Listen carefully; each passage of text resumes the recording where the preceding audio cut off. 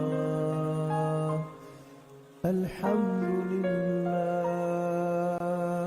Alhamdulillah, wa la ilaha illallah, Allahu Akbar.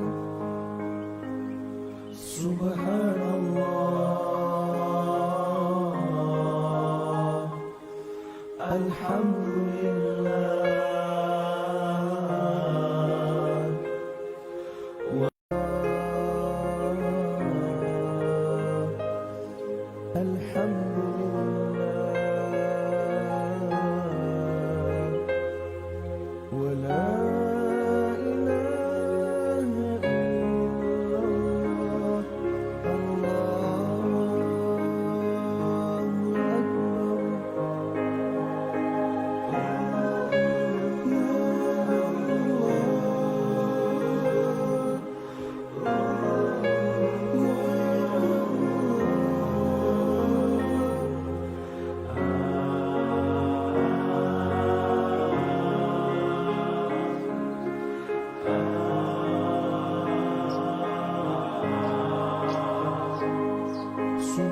Subhanallah, Alhamdulillah, wa la ilaha illallah, Allahu Akbar. Subhanallah, Alhamdulillah, wa la ilaha illallah, Allahu Akbar. Subhanallah,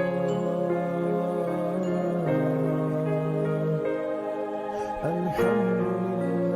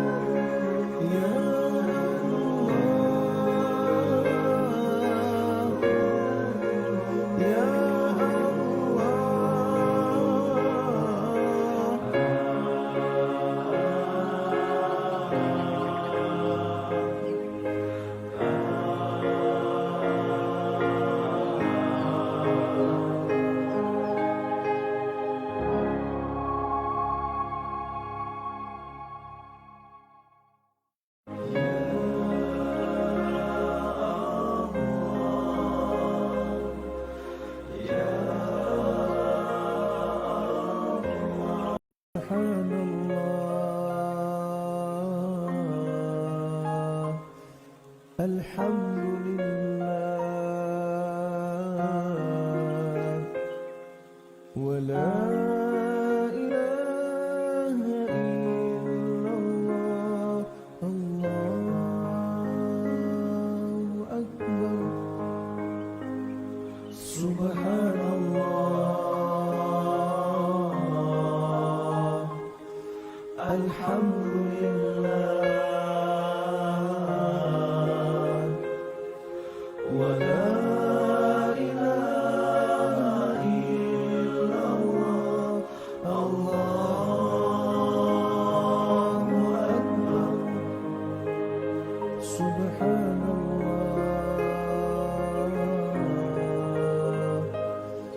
الحمد لله ولا إله إلا الله الله أكبر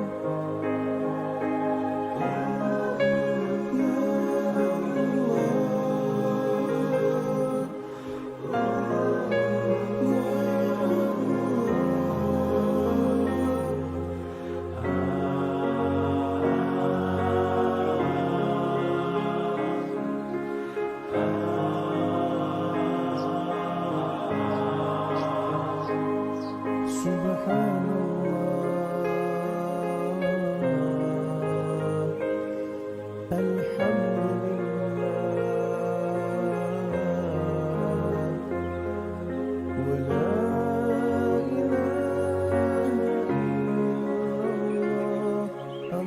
إله إلا الله الله أكبر سبحان الله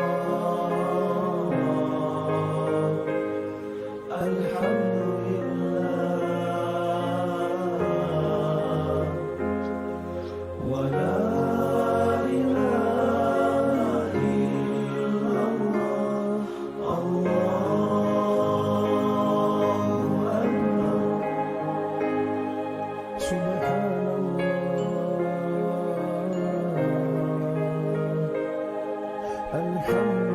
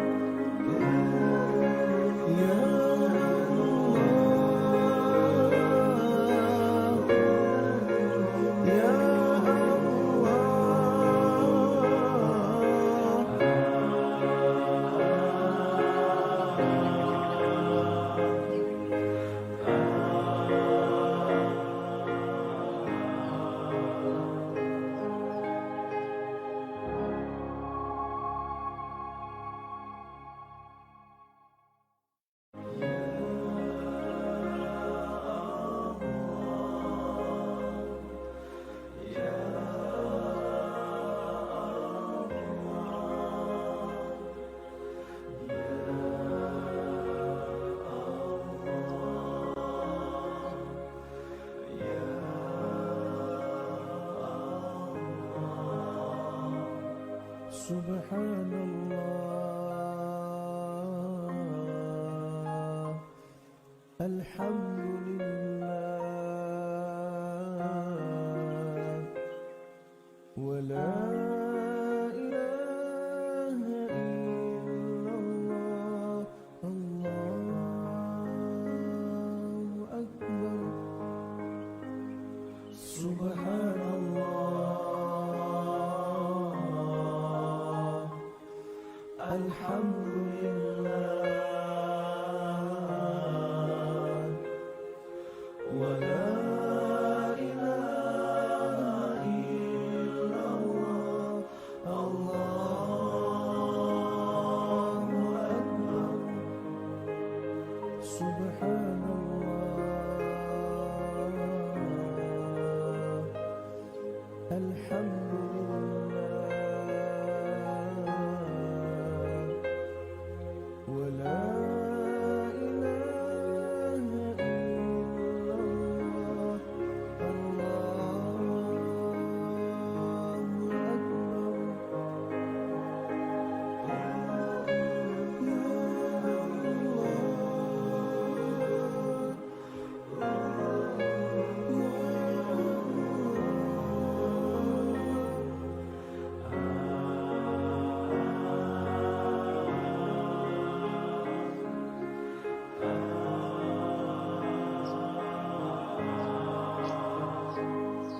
سبحان الله الحمد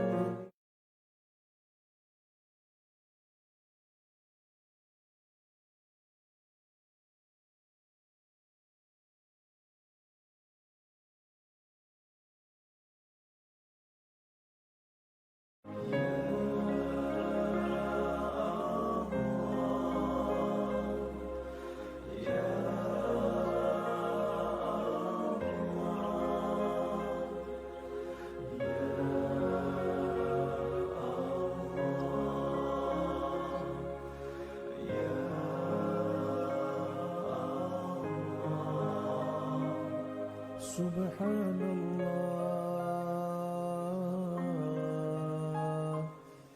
الحمد لله ولا إله إلا الله الله أكبر سبحان الله الحمد لله ولا Doktor, insyaAllah kita akan mula sikit lagi. Okay. Bismillahirrahmanirrahim. Assalamualaikum warahmatullahi ta'ala wabarakatuh. Alhamdulillah, wassalatu wassalamu ala sayyidina rasulillah wa ala alihi wa ashabihi wa man wala wa ba'd. Alhamdulillah, dapat lagi kita bertemu dalam sesi bicara tasawuf siri kedua. Ini merupakan episod yang kedua, sambungan daripada minggu lepas. InsyaAllah kita akan membicarakan, kita akan mengupas kitab Tanwirul Qulub bahagian tasawuf yang akan disampaikan, yang akan diajari oleh Profesor Madya Dr. Abdul Mana Muhammad daripada UNIZA. Jadi tanpa membuang masa, saya menjemput Al-Fadil Doktor untuk meneruskan kupasan berkenaan dengan kitab Tanwirul Qulub. Falyatafaddal mashkuran ma'juran. A'udzu billahi minasyaitonir rajim. Bismillahirrahmanirrahim. Alhamdulillahi rabbil alamin. Wa bihi nasta'in. Allahumma salli ala sayyidina Muhammadin nabiyil ummi wa ala alihi wa sahbihi wa sallim. Rabbi shrah li sadri wa yassir li amri wahlul 'uqdatam min lisani yafqahu qawli. Wala hawla wala quwwata illa billahil aliyyil azim. Ilahi anta maksudi wa ridhaka matlubi. A'tini mahabbataka wa ma'rifataka. Assalamualaikum warahmatullahi wabarakatuh. Alhamdulillah wa syukrulillah wassalatu wassalamu ala rasulillah amma ba'du. Jadi alhamdulillah kita bersyukur kehadrat Allah Subhanahu wa taala yang telah mengurniakan kepada kita nikmat-nikmat yang sangat banyak. Mudah-mudahan segala nikmat-nikmat itu sentiasa dikurniakan kepada kita dan dijadikan kita orang-orang yang bersyukur terhadap nikmat yang dikurniakan. Dan dengan berkat syukur itu mudah-mudahan Allah Subhanahu wa taala menambahkan lagi kepada kita nikmat-nikmat yang lain. Dan insya-Allah pada kali ini akan disambung lagi huraian kitab Tanwirul Qulub karya Syekh Muhammad Amin Al-Kurdi. Pada sesi yang lalu telah dijelaskan beberapa kelompok atau golongan orang Islam ini, dan sebagai sambungannya kelompok atau golongan atau kategori yang keenam seperti yang telah dibahagikan oleh Syekh Muhammad Amin ini iaitu golongan yang disebut sebagai muwahhid. Kategori yang keenam adalah muwahhid. Perkataan muwahhid itu daripada tauhid. Berarti kalau kita terjemah secara mudah, ahli tauhid. Cuma golongan muwahhid atau ahli tauhid dalam peristilah tasawuf ni dia ada makna yang agak khusus sikit. Kalau kita gunakan dalam usuluddin, muwahhid ini, ahli tauhid ini orang yang akidahnya, pegangannya berpegang kepada akidah tauhid. Itu dalam usuluddin. Tapi dalam tasawuf yang dikenaki muwahhid ini iaitu satu tingkatan yang khusus yang dicapai oleh orang-orang yang bertauhid ini. Yang mana tingkatan ini boleh dianggap sebagai kemuncak dalam perjalanan peningkatan ketauhidan mereka itulah. Jadi istilah muwahhid dalam tasawuf ni agak khusus sikit. Dia merujuk pada tingkatan yang agak tinggi dalam penghayatan tauhid itu. Adapun kita ini yang dasar keyakinan kita adalah tasdik. Kita meyakini keesaan Allah, mempercayainya dengan dalil-dalil yang yakin, maka kita sebenarnya dari segi bahasa juga disebut sebagai muwahhid. Tetapi muwahhid kita ini dari aspek ilmu usuluddin, orang yang bertauhid, orang yang berkeyakinan, berakidah dengan akidah tauhid itu. Tapi dalam tasawuf dia ada makna khusus dia, iaitu dari aspek penghayatannya, orang yang sudah mencapai suatu tahap yang agak tinggi dalam penghayatan tauhidnya.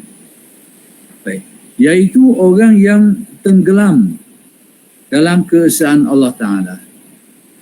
Apa arti tenggelam di sini? Tenggelam di sini iaitu dari aspek zauq, perasaan dia itu.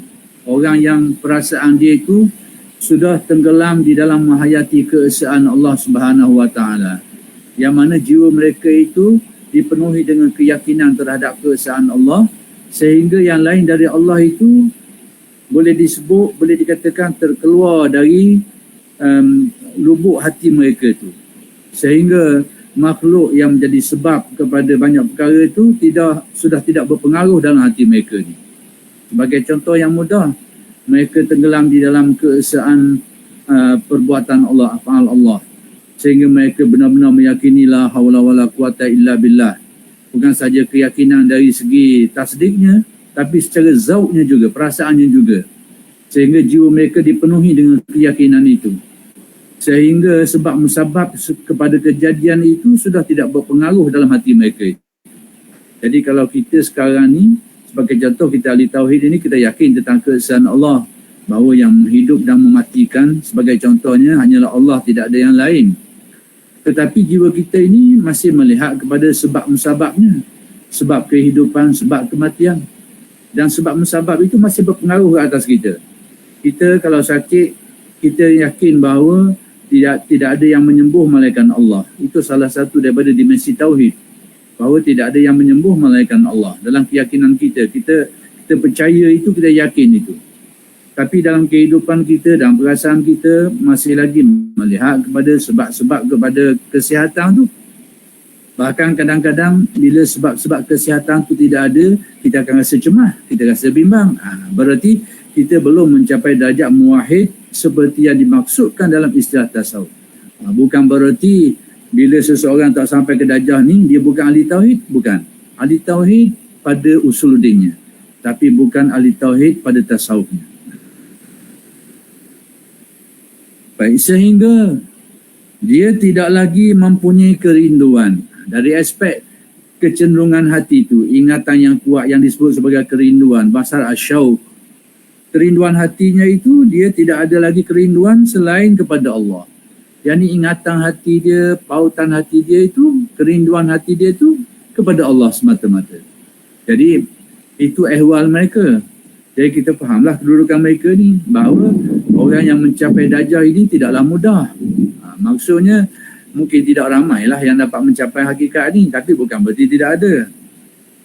Baik, kemudian tidak lagi punya cinta selain kepadanya. Dari aspek mahabbah, kasih, cinta itu mereka tidak kasih, mereka tidak cinta melainkan hanya kepada Allah. Yang lain daripada Allah Ta'ala itu sudah terkeluar daripada tumpuan hati mereka ni. Itu antara kriteria ahli tauhid yang disebut muwahhid dari sudut tasawuf ini. Baik, kemudian dan tidak lagi memiliki ketakutan selain kepadanya. Demikian juga dari aspek takut, bahawa muwahhid ini, mereka ini tidak ada kebimbangan, mereka tidak ada ketakutan, mereka hanya kepada Allah. Yang lain daripada Allah Ta'ala itu tidak akan mempengaruhi perasaan mereka ni. Mereka tidak akan menaruh sebarang kebimbangan dan ketakutan. Macam kita sekarang, kita yakin Allah Ta'ala lah yang maha menjaga, maha melindungi. Itu keyakinan kita, tidak ragu kita. Tasdik kita betul-betul meyakini, tapi jiwa kita ni masih lagi dipenuhi kebimbangan dengan banyak perkara lah. Itu beza antara kita dengan muwahhid ni. Jadi muwahhid ini kalau dilihat dari aspek jiwa perasaan syauq kerinduannya, mahabbahnya atau khaufnya, bahawa semua itu terarah kepada Allah saja, tidak kepada yang lain. Mantap perasaan mereka itu. Inilah ahli tauhid dari aspek tasawufnya. Baik.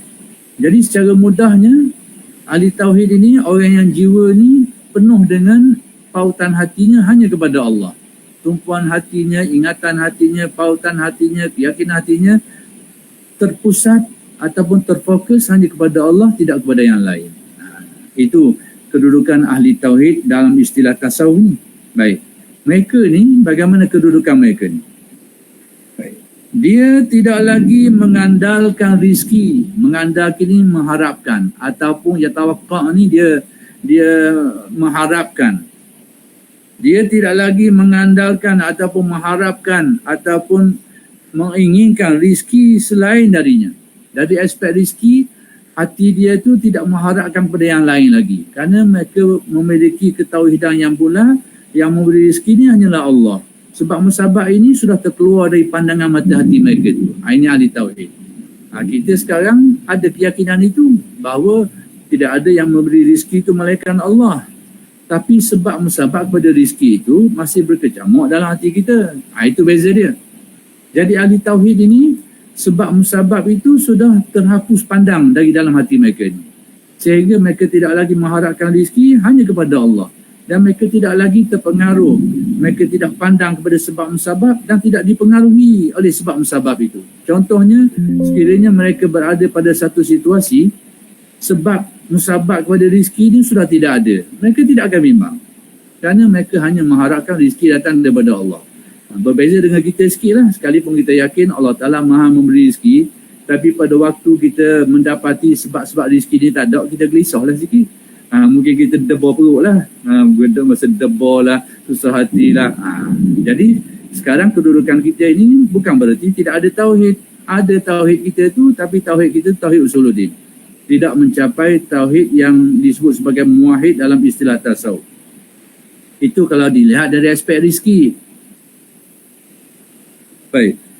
Orang yang sudah mencapai darjat ini, jadi orang mencapai tahap penghayatan tauhid sampai ke darjat ini, tidak lagi memerlukan berbagai ahwal dan keragamannya. Ini perkataan yang saya kena jelaskan sikit. Saya bimbang takut berlaku salah faham. Yang ini maksud kata-kata masuk kata-kata pengarang ni Syekh Muhammad Amin Kurdi ni, orang yang sudah mencapai darjat tauhid seperti itu, mereka ni tidak perlu kepada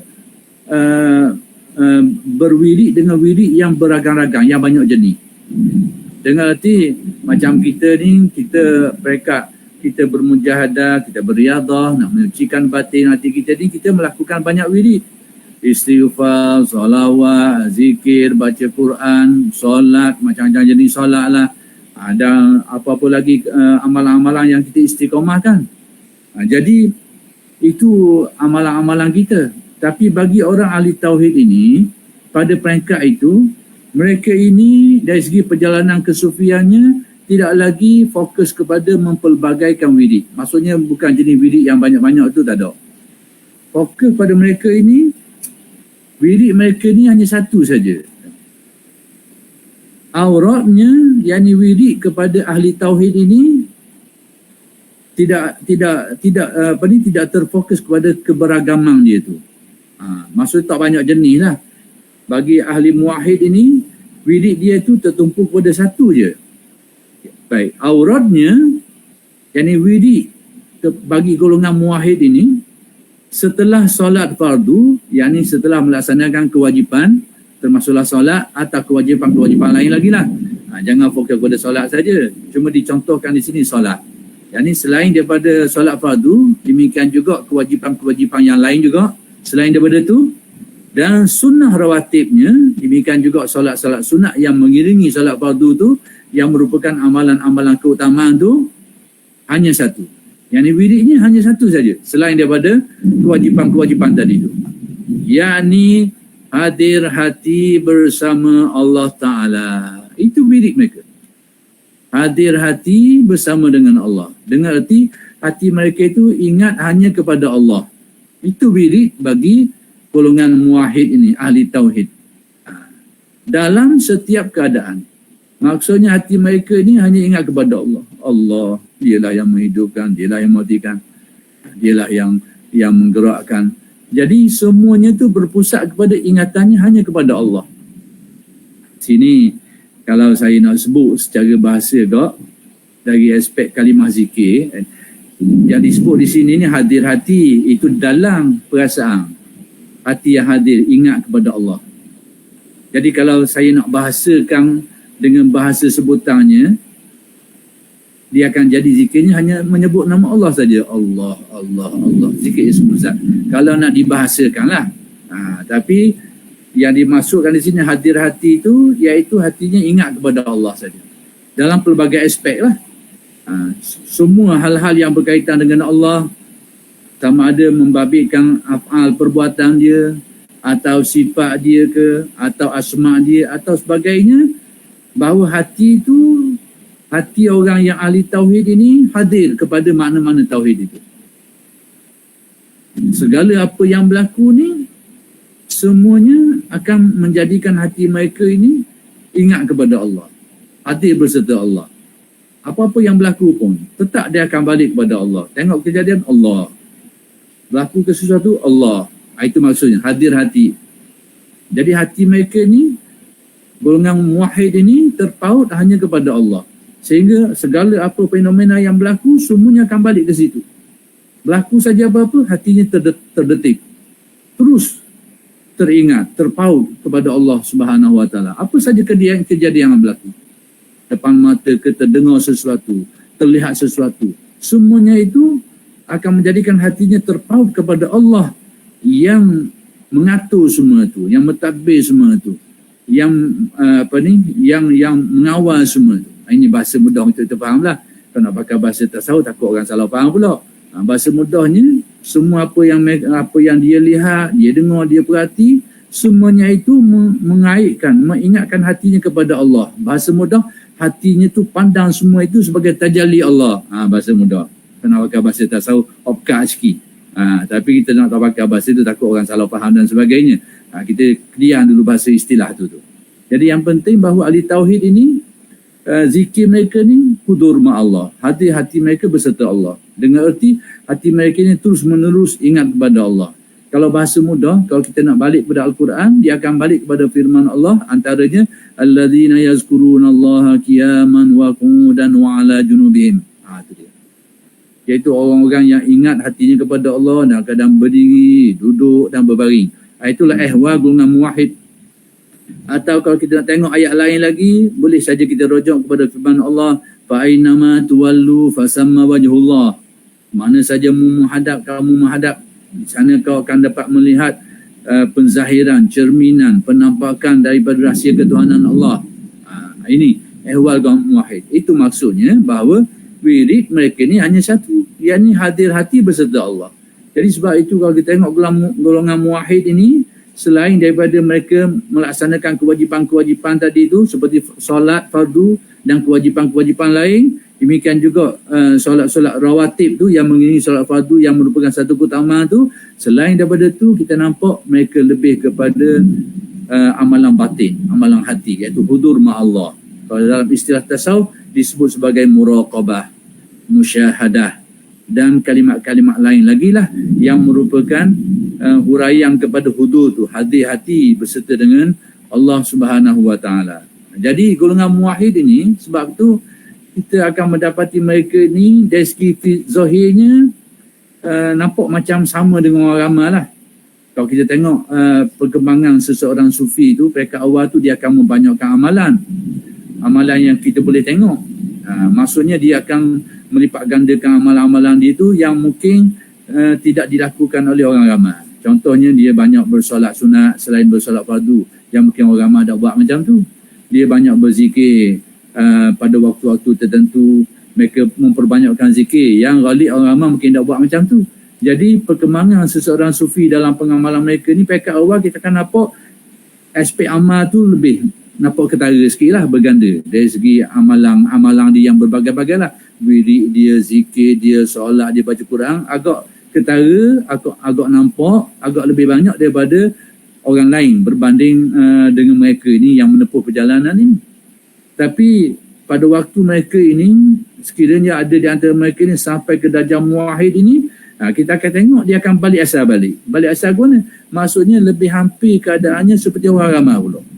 Dengan arti tak nampak sangat beza kelebihan dari segi amalan zahir ni. Kita nampak dia banyak keadaannya seperti kedudukan orang ramai. Dari segi macam kalau orang yang bermula dengan pengamalan tadi tu, kita nampak dia banyak melebihkan amalan zahir ni. Dengan solatnya, dengan puasanya, dengan zikirnya, kita nampak benda tu ketara. Tapi pada waktu muwahhid ini, kita nampak dia akan jadi sama dengan orang ramai balik. Sebab apa? Sama dengan arti kita tak nampak lah kelebihan dari aspek amalan zahir tu. Kerana pada waktu itu, tumpuan pada golongan ini adalah hadir hati berserta Allah. Yang mana pada waktu itu, wirid mereka ni, kalau kita, contohnya wirid kita ni semayang, baru jadi wirid, tak semayang tak wirid dah kita ni. Itu pun kadang-kadang capur.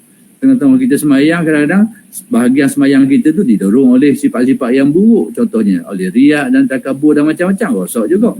Itu hak zahir semayang tu. Tapi mereka ni, golongan ahli tauhid ini, ibadah mereka ni, seluruh aktiviti kehidupan mereka itu akan jadi ibadah. Itu bezanya. Sebab apa? Sebab mereka hadir hati berserta Allah.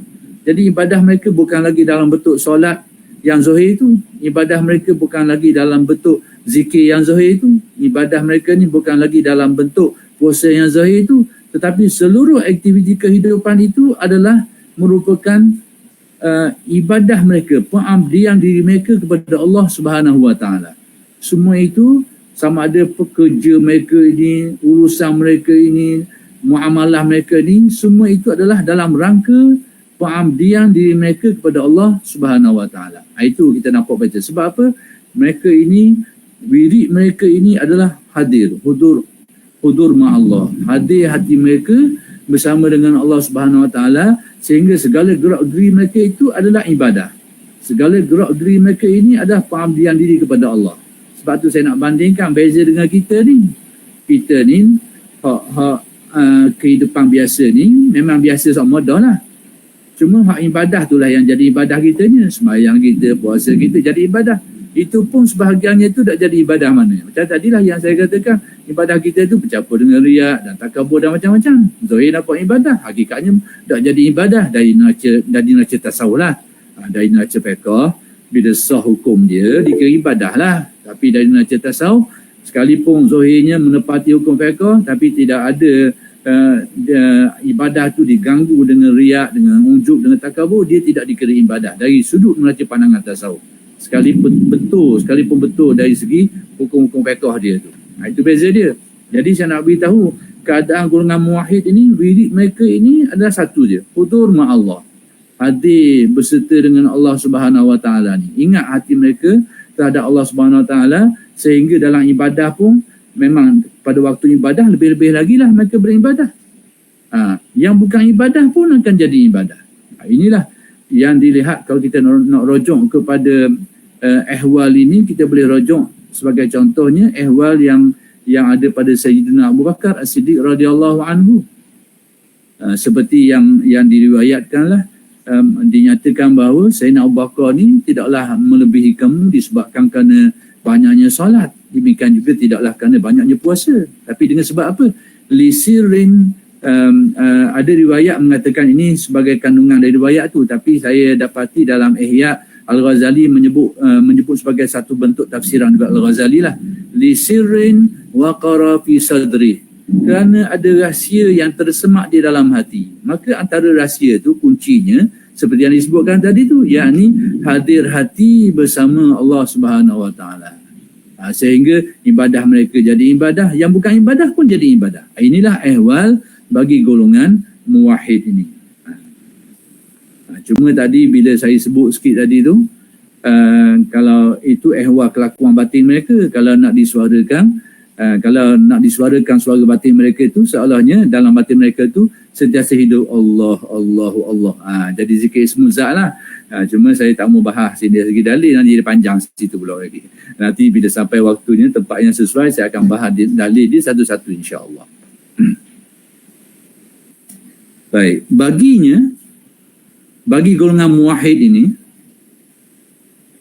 semua hal yang terbesit di benaknya, terbesit ni yang terlitah lah, yang terlitah di dalam fikiran dia, yang terngiang di telinganya, yang terdengar oleh telinga dia tu, dan tampak ataupun nampak di matanya.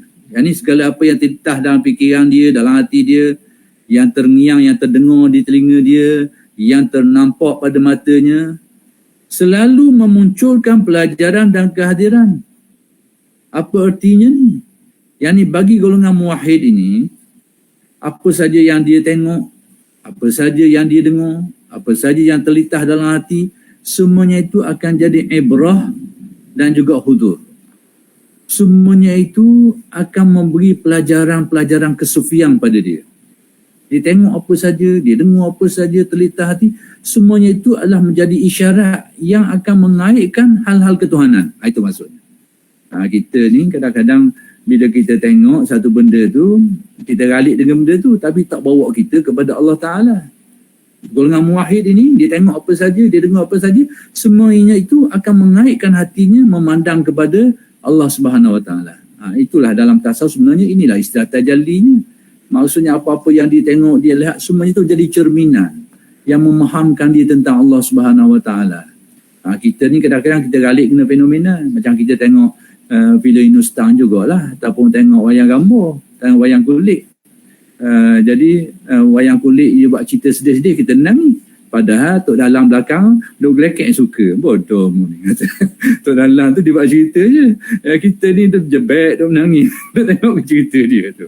Jadi kita duk tengok fenomena. Jadi sekarang ni kita tengok cerita tu, kita meralik dengan cerita tu, dengan fenomena. Kita tak nampak pemikiran Tok Dalam di belakang tu. Tapi bagi golongan muwahhid ini, semua cerita-cerita tu memahamkan dia tentang Tok Dalam tu. Oh, Tok Dalam ni begini fikiran dia. Oh, begini idea dia. Itu beza dia. Kita ni galik dengan cerita tu sedih, nangislah kita ni. Cerita ni kalau suka kau, gelekeknya kita ni. Tu kita. Maka sama juga hari ni kita pandang dunia hari ni. Kita pandang dengan pandangan kita ni, kita galik dengan fenomena.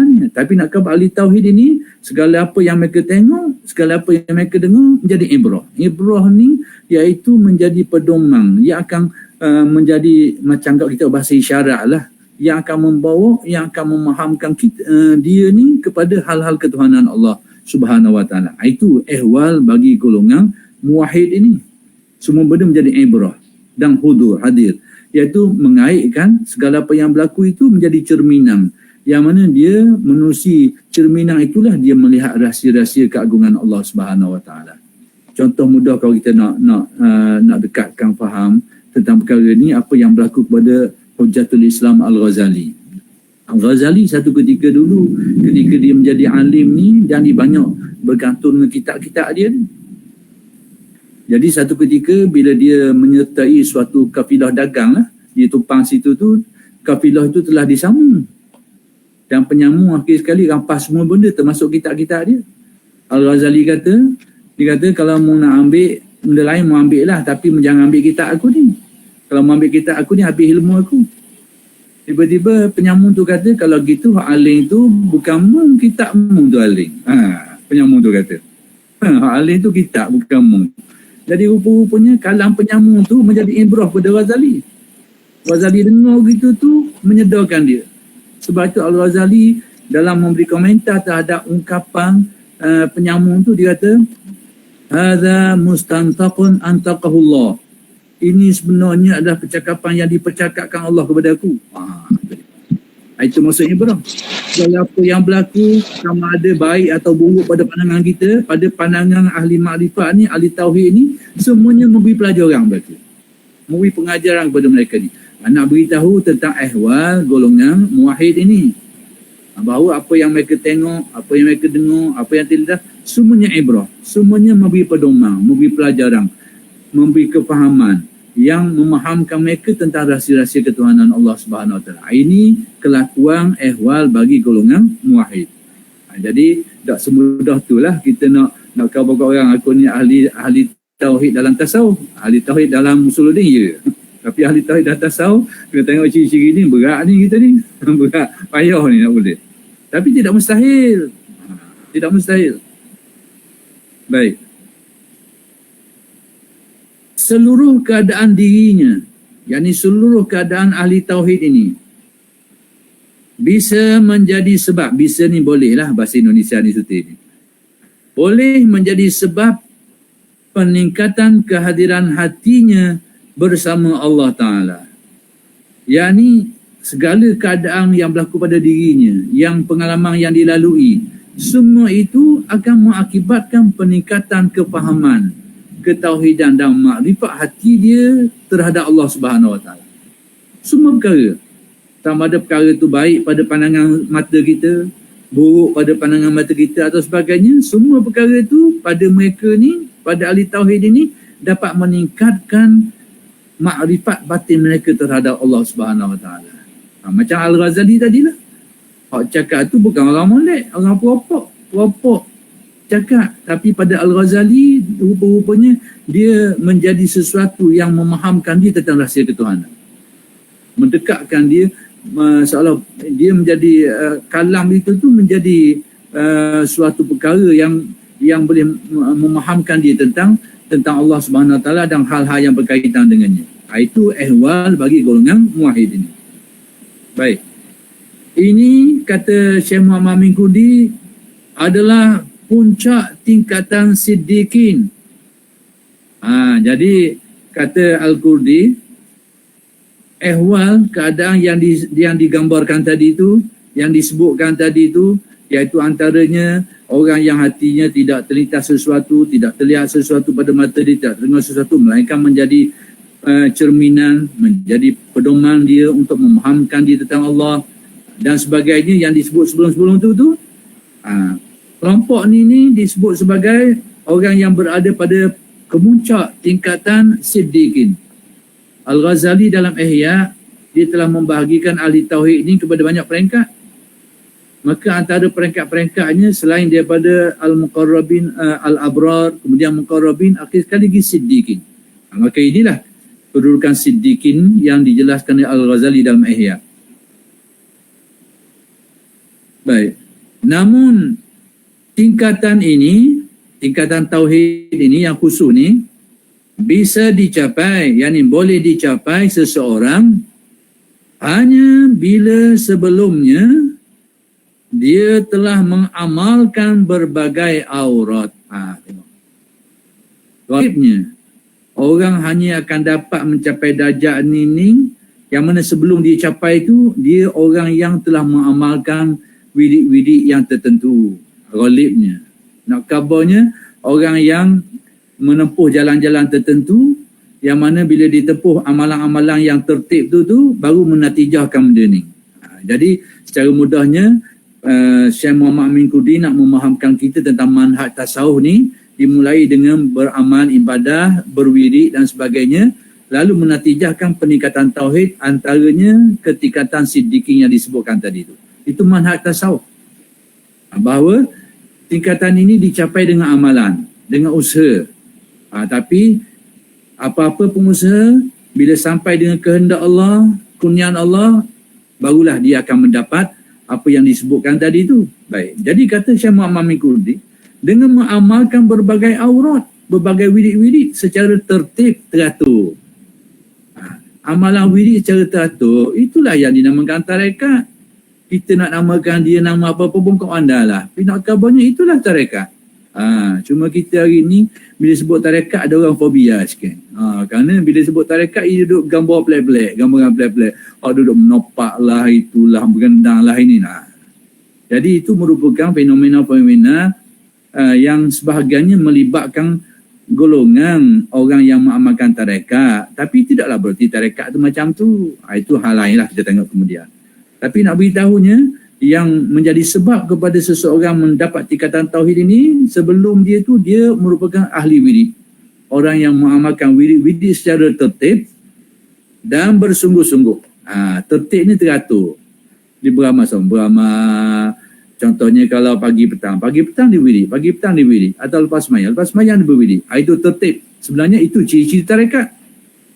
Antara ciri-ciri tarekatnya, amalan itu ditertibkan, diamal secara istiqamah. Baik. Kemudian bersungguh-sungguh.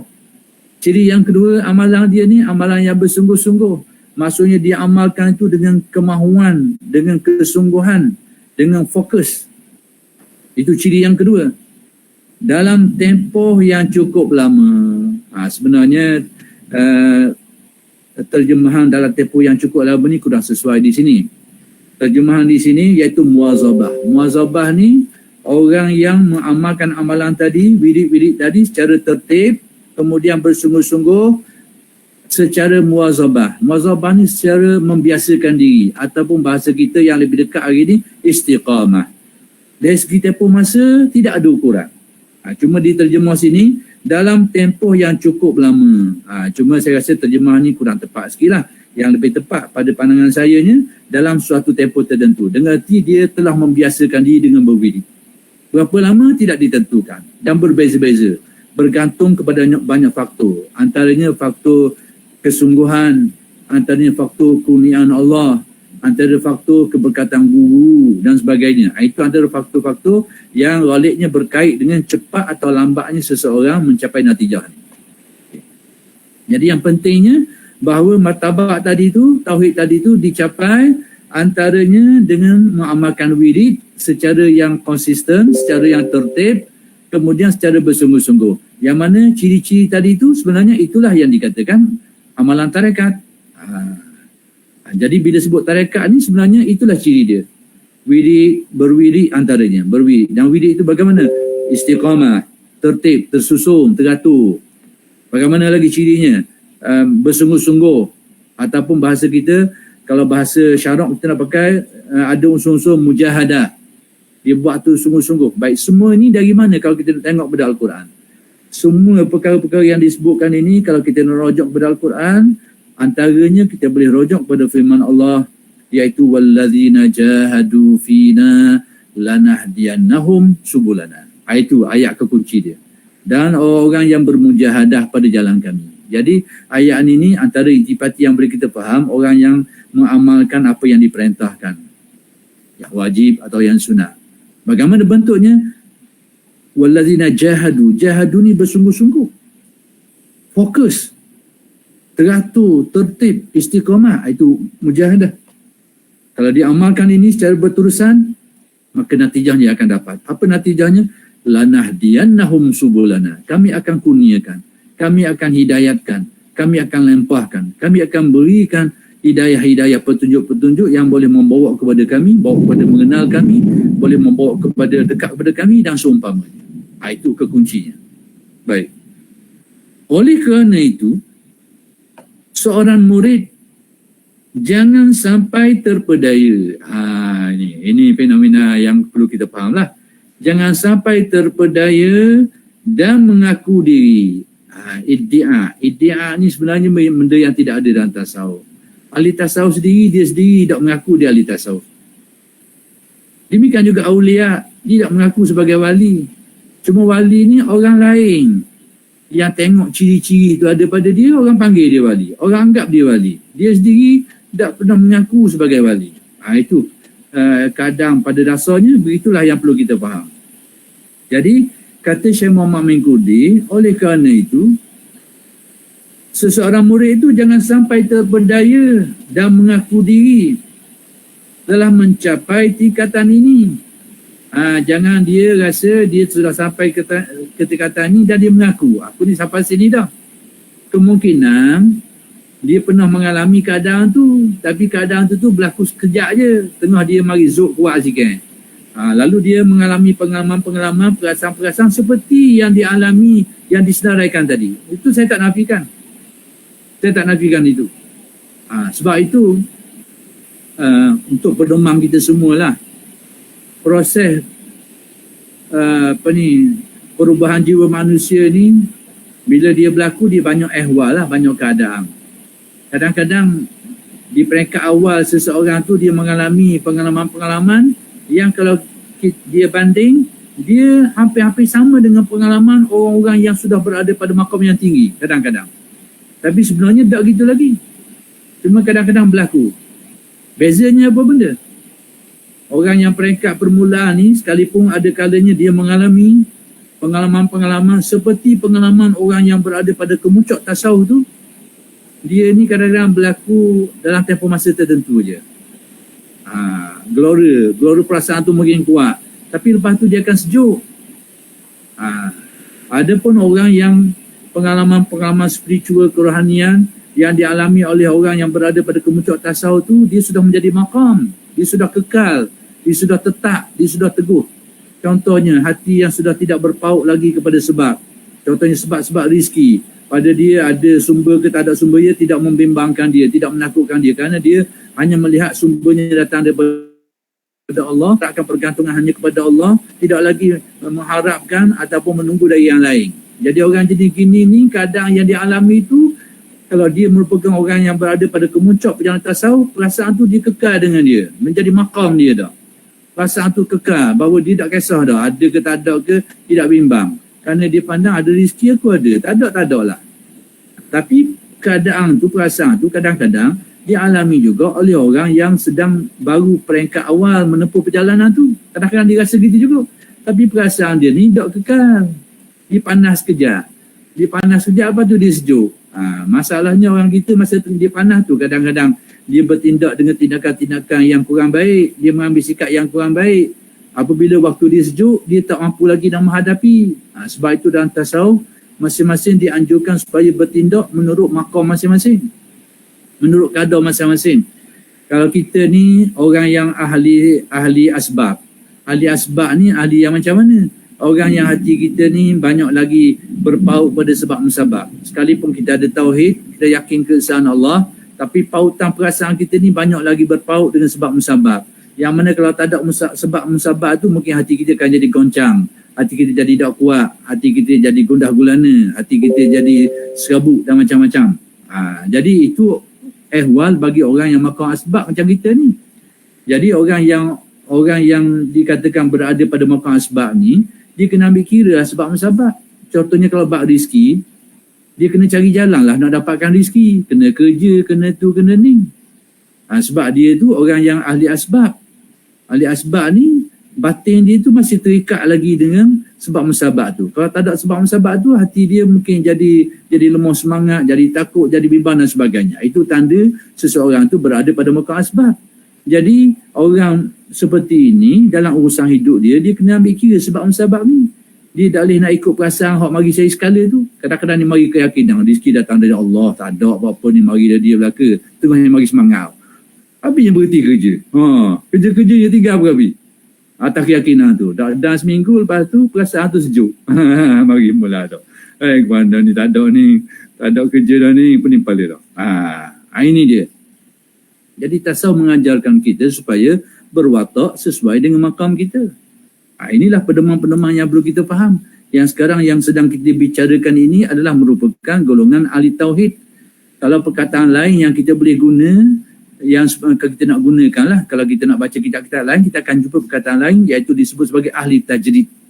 Ahli tauhid di sini kita boleh guna perkataan lain. Kalau kita nak pakai, kita nak baca kitab lain, ahli tajrid. Jadi kalau kita baca kitab-kitab tasawuf, tulis at-tajrid dengan muwahhid ini, dia merujuk kepada tingkatan yang sama, golongan yang sama. Jadi seseorang murid itu, kata Syekh Muhammad Amin Kudi, jangan sampai terpedaya dan mengaku diri telah mencapai tingkatan ini, lalu bermalas-malasan dalam melaksanakan ritual ibadah. Ini kalau disebut tadi tu, ahli muwahhid ini dia banyak fokus kepada zikir hati dia tu, qalbu dia hudur ma'allah tu. Adapun amalan zahir tak banyak lagi berlaku. Selain daripada kewajipan-kewajipan dan sunnah-sunnah yang muakkadah tu, lain nampak biasa macam orang lain. Tapi fokus hatinya tu banyak, dia amalan hati dia banyak masa tu bagi kelompok ahli muwahhid ini. Tapi kadang-kadang berlaku juga pada setengah golongan murid ni. Dia seolah dia berasa macam sampai ke makam tadi tu dah. Padahal sebenarnya dia malah. Ahli tauhid tadi tu mengurangi kerana fokus kepada qalbu dia tu, gerak hati dia tu. Jadi dia hanya membuat kewajipan-kewajipan asas, kemudian sunat-sunat yang muakkadah saja. Lain dia tak banyak macam biasa lagi dah. Bahkan dia fokus kepada hudur ma'allah tadi, hati-hati berserta Allah. Ada pun murid tadi ni, dia bahasa siapa tadi tu, dia dah buat hal lain tu, rupa-rupanya bukan sebab dia, kerana malah. Itulah kata Syekh Muhammad Qudi, jangan sampai seseorang tu terbadaya. Maksudnya dia nak buat macam ahli tauhid tadi tu. Seolah-olanya konon-konon hatinya hidup lah. Hatinya hudur ma'allah lah. Padahal sebenarnya dia malah. Itu yang nak diberitahu. Dalam melaksanakan ritual ibadahnya. Baik. Kemudian kata Syekh lagi, ada sejumlah tanda. Sekarang tasawuf ni dia banyak membahaskan tentang gelora hati. Dan benda tu benda tak nampak, benda duduk dalam. Maka sebab itu mereka ni dalam membahaskan benda tu mereka telah menyatakan alamat-alamat. Jadi yang dapat menjelaskan alamat-alamat ni orang yang sudah lalu makam ni. Kalau dia tak lalu sini dia nak cerita. Jadi ulama-ulama tasawuf ni oleh kerana apa yang mereka bahaskan itu kebanyakannya merupakan hal-hal dalam manusia dan mereka sudah lalu makam tu, dapatlah mereka jelaskan alamat-alamatnya. Jadi kita ni ambil faedah daripada ilmu yang mereka curah, terutamanya pada kita yang belum lagi mencapai darjat-darjat mereka ni. Tapi dengan alamat-alamat yang mereka beritahu tu menjadi pedoman kepada kita. Pedoman untuk apa? Pertama sekali kita tahu laluan kita nak tuju ke mana. Kalau kita orang yang belajar ilmu ni lah dan menghayati ilmu ni, paling tidak kita ada peta tu. Ke sini mereka nak pergi. Yang kedua, menjadi pedoman kepada kita untuk tidak tertipu dengan orang yang mendakwa dalam perkara ni. Kita tahu mesti alamat-alamat ni. Tengok alamatnya apa. Ada sejumlah tanda pada diri orang yang telah mencapai tingkatan muwahhid ini. Ada beberapa tanda bagi golongan muwahhid ini. Apa tanda dia? Antara lain, maksudnya bukan satu-satunya, antaranya. Di hatinya, yakni dalam hati dia tu, tidak sedikit pun terbesit ni terlintas, hajis, rasa was-was.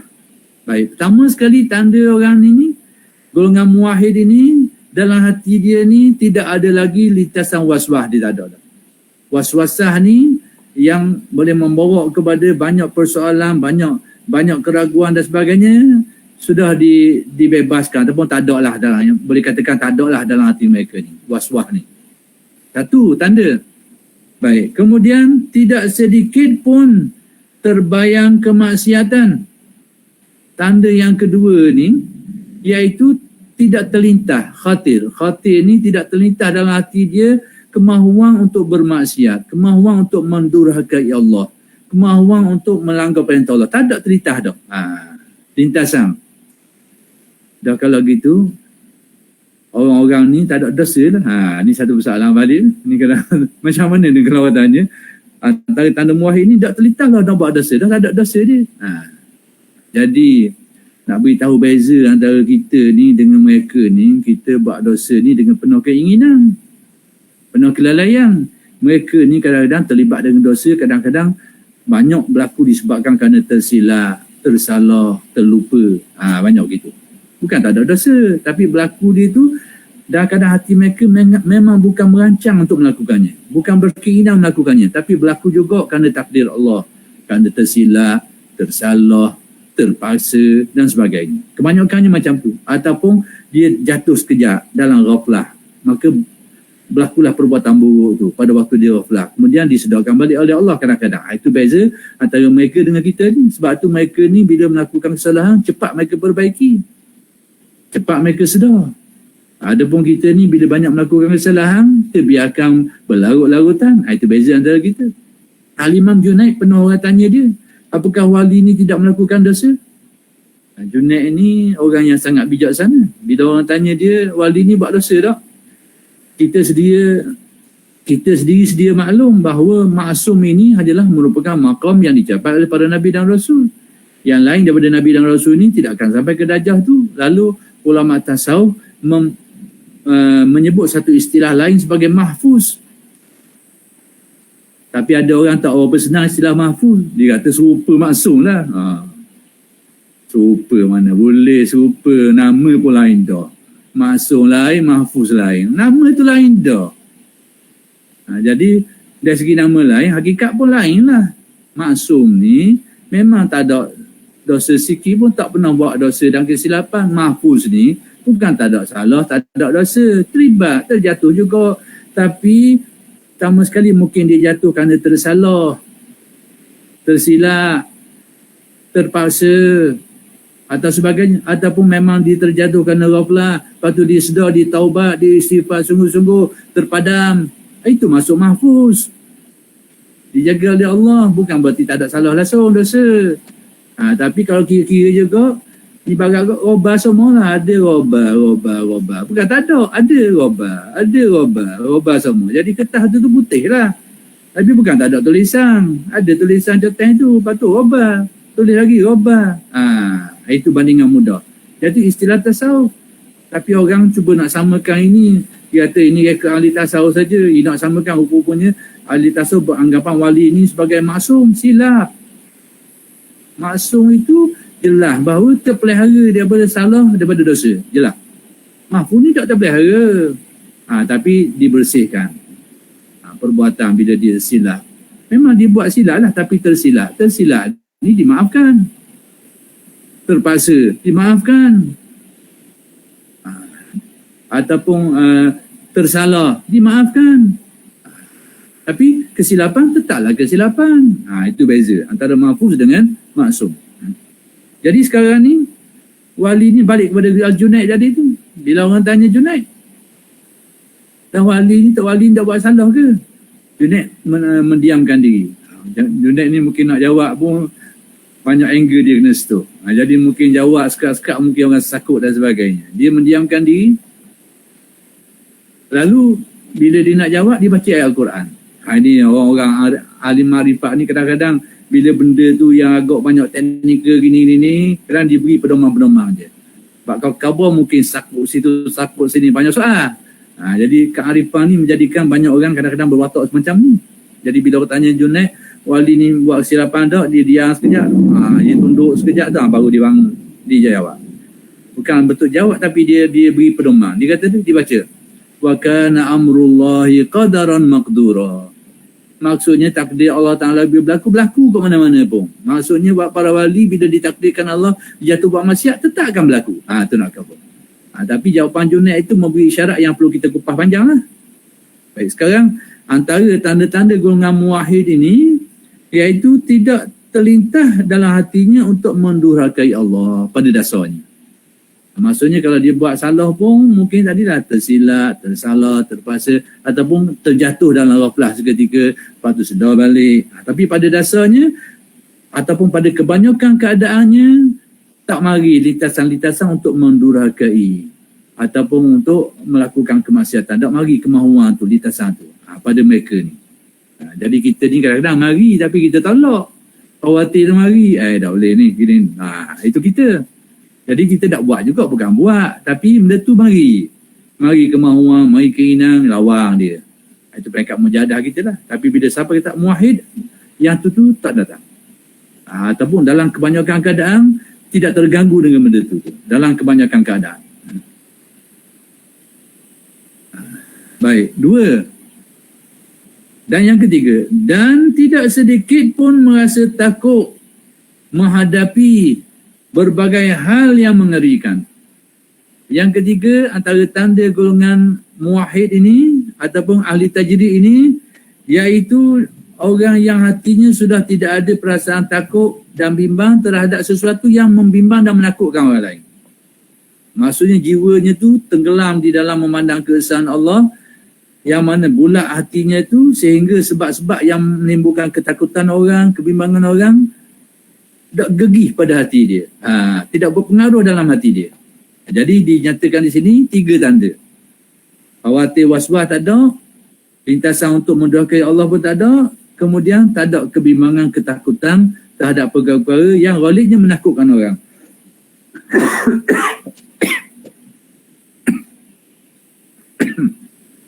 Jadi hal ketiga ni, kalau kita nak rujuk kepada Al-Quran, kita boleh rujuk kepada firman Allah, ala inna awliya Allahi la khawfun alaihim wa lahum yahzanun. Itu tanda kewalian. Jadi tak mudahlah kita nak mendakwa muwahhid ni. Kalau memang debar semua, kan debar bimbang berlaku ni, takutlah, bimbang lah, itulah. Jadi tak semudah tu kita nak mendakwa sebagai ahli tauhid. Tapi paling tidak kita tahu pedomannya. Oh begini ahli tauhid. Kita nampak. Kemudian kalau kita nampak alim ulama yang ada ciri-ciri ni, Allah bakal dia orang ni orang aribillah. Jadi pedoman pada kita. Mungkin kita boleh ambil manfaat pula daripada dia. Itu tujuan kita tahu benda-benda macam ni. Baik.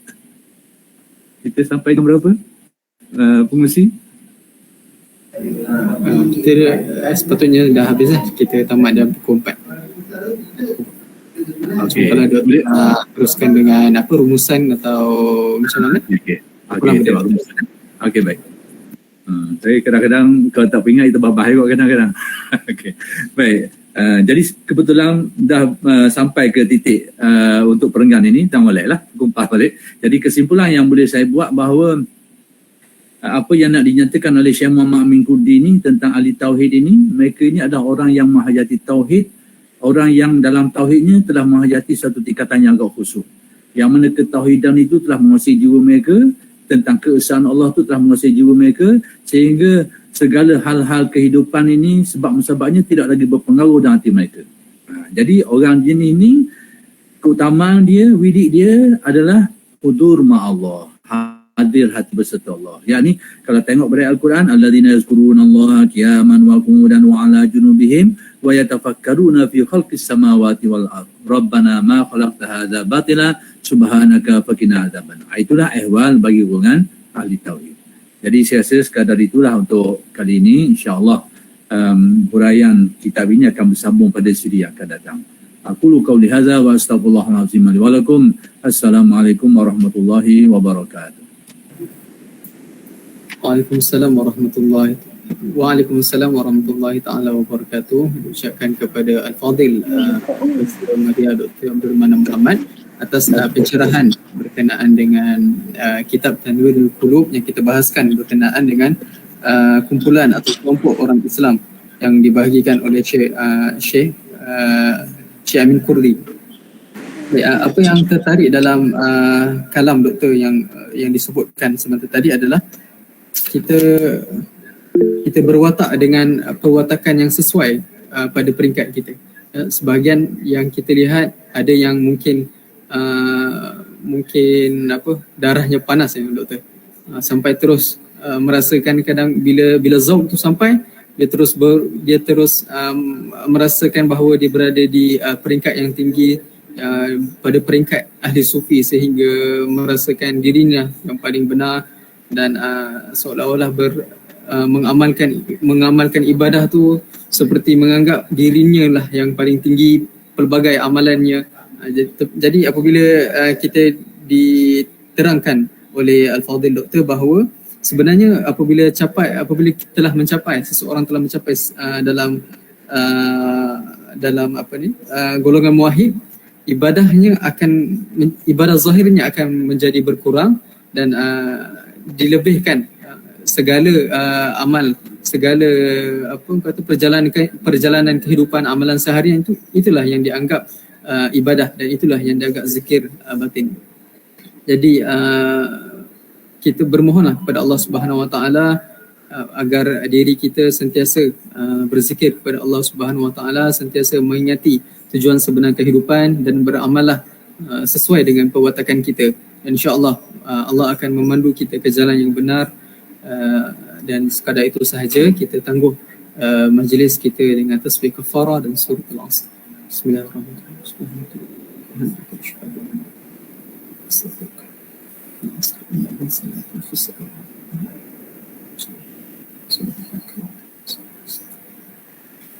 InsyaAllah kita akan sambung semula daurah siri yang ketiga atau episod yang ketiga pada 24 hari bulan Ogos, hari Rabu minggu depan.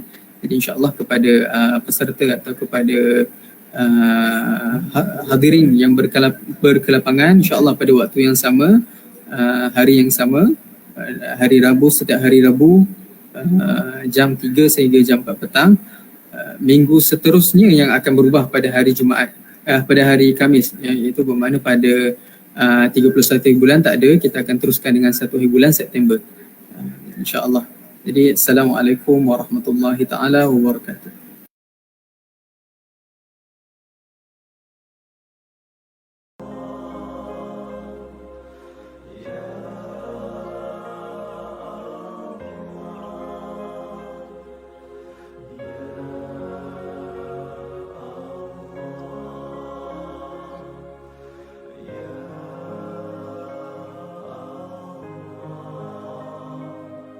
Subhanallah,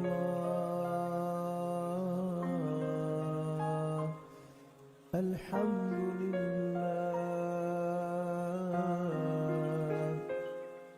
wa la ilaha illallah, Allahu Akbar. Subhanallah,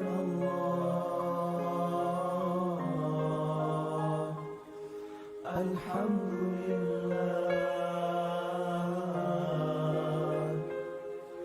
wa la ilaha illallah, Allahu Akbar. Subhanallah,